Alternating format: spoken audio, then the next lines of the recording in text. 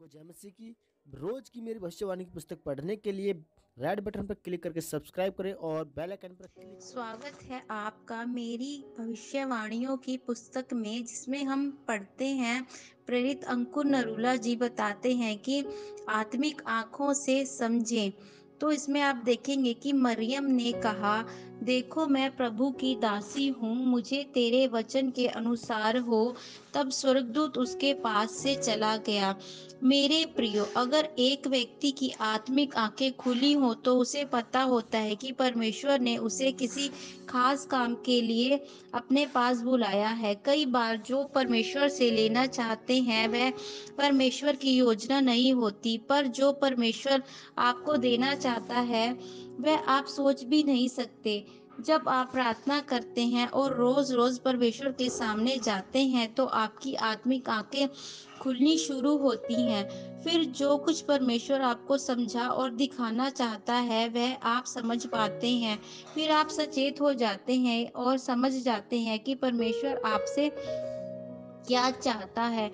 मरियम और यूसुफ की आत्मिक आंखें खुली थी, इसलिए जब मरियम के पास परमेश्वर का दूत आया और उससे कहा कि तू गर्भवती होगी और एक पुत्र को जन्म देगी, तो उसने परमेश्वर के दूत के वचन पर शक नहीं किया, बल्कि उसने विश्वास करके कहा कि मैं परमेश्वर की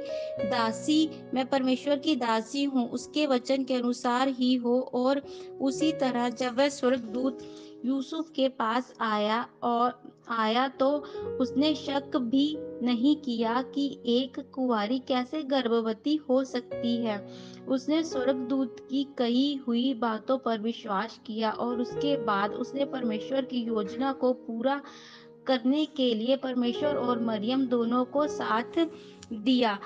जब हम बाइबल में रूत के बारे में पढ़ते हैं तो बाइबल बताती है कि जब रूत की सास ने रूत को वापस जाने के लिए बोला तो रूत ने कहा कि मैं अब यहोवा परमेश्वर को मानती हूँ, इसलिए जहाँ तू जाएगी मैं भी वहीं जाऊंगी, जो तू करेगी मैं भी वही करूंगी। रूत ने ऐसा इसलिए कहा क्योंकि उसकी आत्मिक आंखें खुली थी और वह जानती थी कि अगर वह अपने देश वापस जाकर शादी कर भी लेगी तो यह पक्का नहीं कि उसे सुख मिलेगा या नहीं मिलेगा। पर अगर वह परमेश्वर के साथ चले तो एक दिन उसका दुख सुख में बदलने वाला है। आत्मिक लोग हमेशा आत्मिक फैसले ही लेते हैं, इसलिए परमेश्वर ने रूत को ऊंचा किया और उसे बाओज की पत्नी बनाकर प्रभु यीशु मसीह की वंशावली से जोड़ा। हम बाइबल में क्या पढ़ते हैं कि दाऊद ने एक भी लड़ाई नहीं हारी। हम बाइबल में क्या पढ़ते हैं कि सुलेमान सबसे अमीर था। पतरस के पास भेद थे, प्रकाशित वाक्य सिर्फ यूहन्ना को दिया गया, लेकिन हर एक चीज का बाइबल में एक कारण है।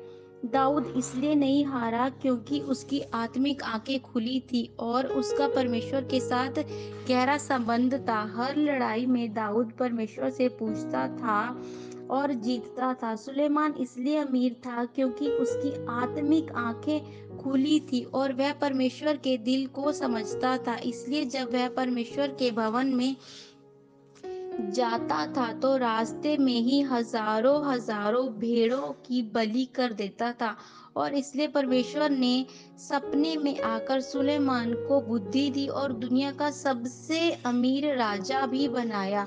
मेरे प्रियो, अगर आप अपने जीवन में परमेश्वर की योजना को पूरा करना चाहते हैं और वह करना चाहते हैं जो आपके वंश में किसी और ने नहीं किया, तो आपको अपनी आत्मिक आंखों से देखना पड़ेगा और परमेश्वर की योजना को समझना पड़ेगा। इसीलिए हर रोज परमेश्वर की हजूरी में जाएं, उपवास करें, परमेश्वर के वचन को पढ़ें ताकि आपकी आत्मिक आंखें खुल सकें और आप परमेश्वर की योजना को देख सकें। आमीन।